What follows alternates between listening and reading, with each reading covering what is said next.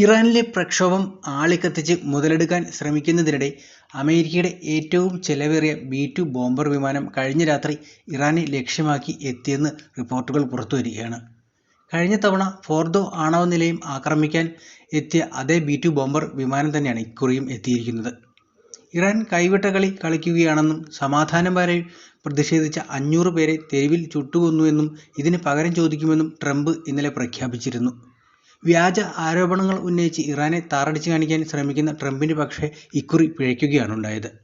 തൻ്റെ കോടികൾ വിലയുള്ള B-2 ബോംബർ വിമാനം ഇറാൻ അതിർത്തിയിൽ പ്രവേശിക്കുന്നതിന് മുമ്പ് തന്നെ ആകാശത്ത് വെച്ച് പൊട്ടിച്ചു കളഞ്ഞതായാണ് പറയപ്പെടുന്നത്. ഉപരോധങ്ങൾക്കിടയിൽ ഇറാൻ ആഭ്യന്തരമായി നിർമ്മിച്ച ബാവർ 373 ഉപയോഗിച്ചാണ് B-2 ബോംബറിനെ തകർത്തിരിക്കുന്നത്. 450 കിലോമീറ്റർ വരെ ദൂരത്തിൽ സഞ്ചരിച്ച് ശത്രുവിനെ സ്വയം തിരഞ്ഞുപിടിച്ച് തകർക്കാൻ ശേഷിയുള്ളതാണ് ഇറാൻ്റെ ബാവർ 373. നാണക്കേട് മൂലം ഇത് അമേരിക്ക അംഗീകരിച്ചിട്ടില്ലെന്നാണ് വാർത്തകൾ പറയുന്നത്. എന്നാൽ സംഭവത്തിൽ പ്രകോപിതനായ ട്രംപ് ഇപ്പോൾ കളി മാറ്റി തുടങ്ങിയിരിക്കുകയാണ്. ഇറാനുമായി വ്യാപാരം നടത്തുന്ന രാജ്യങ്ങൾക്ക് 25% തീരുവ ഏർപ്പെടുത്തുമെന്ന് ട്രംപ് പ്രഖ്യാപിച്ചു കഴിഞ്ഞു. ഇതോടെ വ്യാപാര രംഗത്തും ഇറാനെതിരെ കടുത്ത സമ്മർദ്ദമാണ് ട്രംപ് ഉയർത്തുന്നത്. നേരത്തെ ഇറാനിയൻ സൈനിക ഇടപെടൽ നടത്തുമെന്ന് ട്രംപ് മുന്നറിയിപ്പ് നൽകിയിരുന്നു. വിലക്കയറ്റത്തിനും പണപ്പെരുപ്പത്തിനുമെതിരെ ഇറാനിൽ ആരംഭിച്ച ജനകീയ പ്രക്ഷോഭം സർക്കാർ വിരുദ്ധ പ്രക്ഷോഭമായി മാറിയ സാഹചര്യത്തിലാണ് തീരുവ വർദ്ധിപ്പിച്ചത് എന്നാണ് അമേരിക്ക പറയുന്നത്. ട്രേഡിംഗ് ഇക്കണോമിക്സ് എന്ന സാമ്പത്തിക ഡാറ്റാബേസിൻ്റെ കണക്കനുസരിച്ച് ഇറാൻ്റെ പ്രധാന വ്യാപാര പങ്കാളികൾ ചൈന, തുർക്കി, UAE, ഇറാഖ് എന്നീ രാജ്യങ്ങളാണ്. ഇറാനുമായി വ്യാപാരം നടത്തുന്ന ഏതൊരു രാജ്യവും US-ഉമായി നടത്തുന്ന ഏതൊരു ബിസിനസ്സിനും 25% അധിക തീരുവ നൽകേണ്ടി വരും. ഈ ഉത്തരവ് അന്തിമമാണ് എന്നാണ് ട്രംപ് ട്രൂത്ത് സോഷ്യലിൽ പറഞ്ഞിരിക്കുന്നത്. ഒരുപക്ഷെ അത് ഇന്ത്യയും ബാധിച്ചേക്കാൻ സാധ്യതയുണ്ട്. കാരണം ഇന്ത്യയും ഇറാൻ്റെ വ്യാപാര പങ്കാളി കൂടിയാണ്. അതിനിടെ ഭീഷണികൾക്ക് മുന്നിൽ പതറുന്നതിന് പകരം ലോകത്തിനു മുന്നിൽ അതീവ ഗൗരവമേറിയതും വ്യക്തവുമായൊരു നയം പ്രഖ്യാപിച്ചിരിക്കുകയാണ് ഇറാൻ.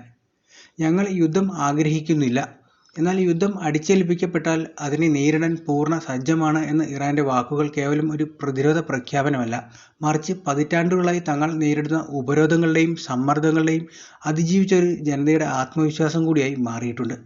അധിനിവേശത്തിൻ്റെ ഭാഷയല്ല, മറിച്ച് പരസ്പര ബഹുമാനത്തിൻ്റെയും തുല്യനീതിയുടെയും അടിസ്ഥാനത്തിൽ ചർച്ചകൾക്ക് തയ്യാറാണെന്ന സമാധാനത്തിൻ്റെ വാതിൽ കൂടി ഇറാൻ ഇവിടെ തുറന്നു വച്ചിട്ടുണ്ട്. ഒരുവശത്ത് സൈനിക കരുത്തും മറുവശത്ത് നയതന്ത്ര ബോധവും ചേർത്ത് വെച്ചുകൊണ്ടുള്ള ഇറാൻ്റെ ഈ നീക്കം ആഗോള രാഷ്ട്രീയത്തിലെ അധികാര സമവാക്യങ്ങളെ എങ്ങനെ മാറ്റിമറിക്കും എന്നാണ് ഇപ്പോൾ ചിന്തിക്കപ്പെടുന്നത്. ഈ അഭിപ്രായം മുന്നോട്ട് വച്ച സാഹചര്യത്തിൽ കൂടിയാണ് വീണ്ടും ഇറാനെ ആക്രമിക്കാൻ അമേരിക്ക ഇറങ്ങി പുറപ്പെട്ടത്. ഇറാനിൽ നടന്ന വിദേശ അംബാസഡർമാരുടെ സമ്മേളനത്തിൽ സംസാരിച്ച ഇറാൻ്റെ വിദേശകാര്യ മന്ത്രി അബ്ബാസ് അരാഗ്ചി രാജ്യത്തിൻ്റെ ഔദ്യോഗിക നിലപാട് വ്യക്തമായി വിശദീകരിക്കുകയുണ്ടായി. ഇസ്ലാമിക് റിപ്പബ്ലിക് ഓഫ് ഇറാൻ യുദ്ധം ആഗ്രഹിക്കുന്നില്ലെന്നും എന്നാൽ യുദ്ധത്തിന് പൂർണ്ണമായും തയ്യാറാണ് എന്ന അദ്ദേഹത്തിൻ്റെ വാക്കുകൾ ഭീഷണിയേക്കാൾ കൂടുതൽ ഒരു തടയിടൽ സന്ദേശമാണ് വായിക്കപ്പെടുന്നത്.